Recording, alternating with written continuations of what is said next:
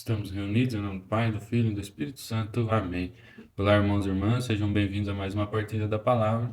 Hoje é dia 18, sexta-feira, né? O Evangelho está em São Mateus, né? 19, do versículo 3 ao versículo 12, onde acontece, né, um debate sobre o matrimônio, né?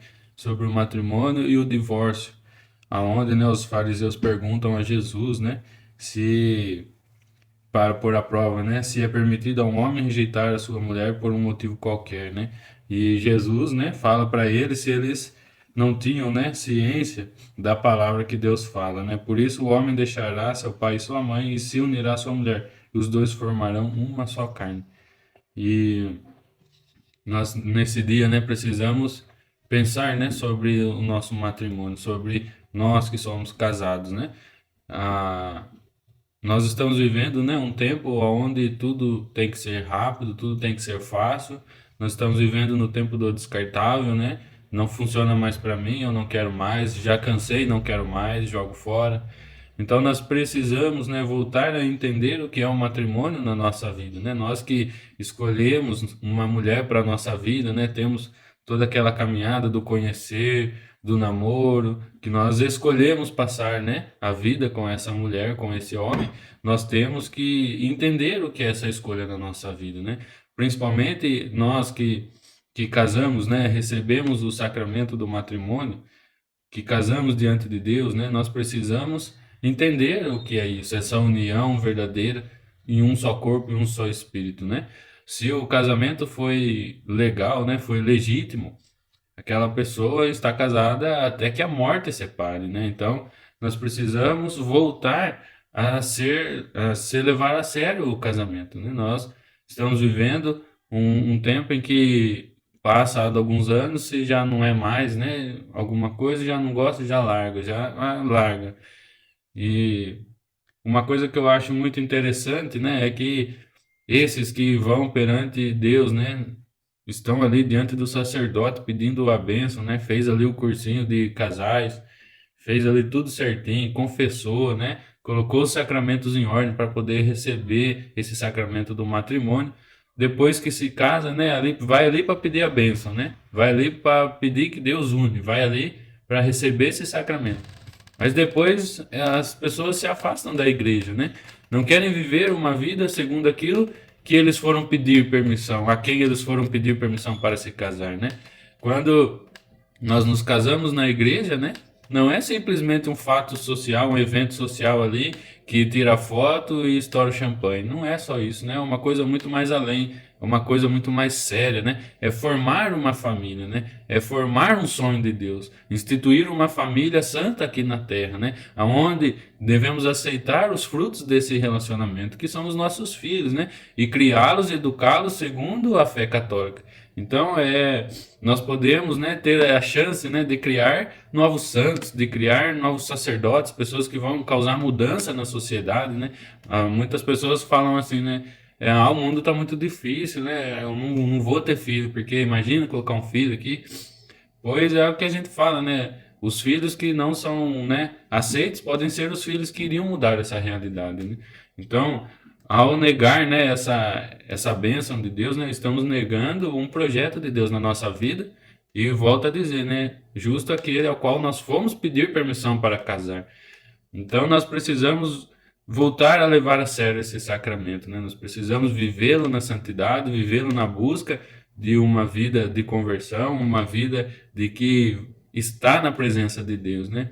Eu vejo muitos assim que se separam, né? E a primeira coisa que eu tento observar é se tinha uma vida na fé, uma vida de busca, né? Se estava indo na igreja, se estava participando, buscando ir em encontros, retiros, né? Encontros de espiritualidade na igreja católica, né? Então, na maioria das vezes a gente vê que tem um esfriamento, um afastamento.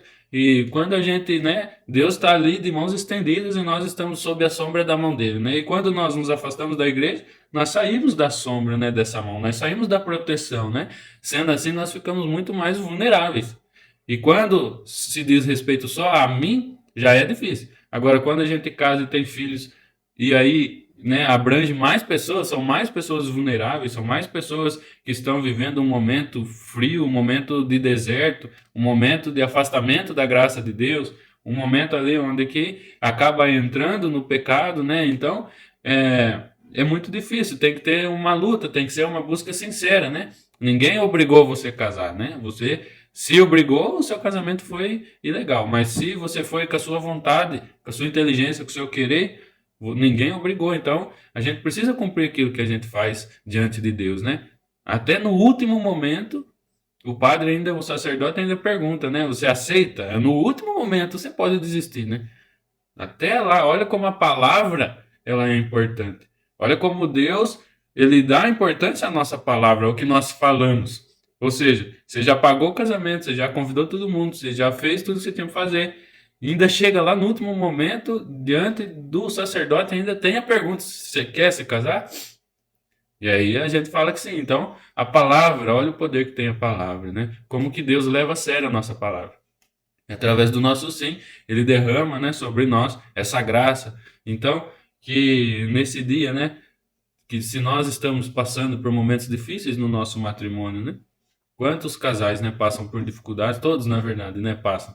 Só que nem todos pensam em desistir. E se hoje você está pensando em desistir do seu matrimônio, do seu casamento, do seu marido, da sua esposa, né, que você primeiro, né, lembre-se de quem você recebeu essa bênção, né? Daquele que é todo poderoso, daquele que tudo pode. Então, se você sonha com a sua família reestruturada, sua família que enfrenta as dificuldades mais juntos, como uma só carne, um só espírito. Se você sonha com essa família, se você sonha na educação dos seus filhos, primeiro que você tenta é voltar na presença de Deus. Temos que estar na presença de Deus, né? Então, comece por você, né? Não espere começar pelo outro, né? Faça você, começa você, busca na sua oração, começa a ir na missa, participar, se confessa, né? Coloca tudo em ordem, começa de novo, deixa tudo certinho e recomeça, né? A graça da reconciliação, a graça de estar sob a proteção de Deus é essa, a gente pode recomeçar. Não é descartável, não é estragou, joga fora. Não estraga.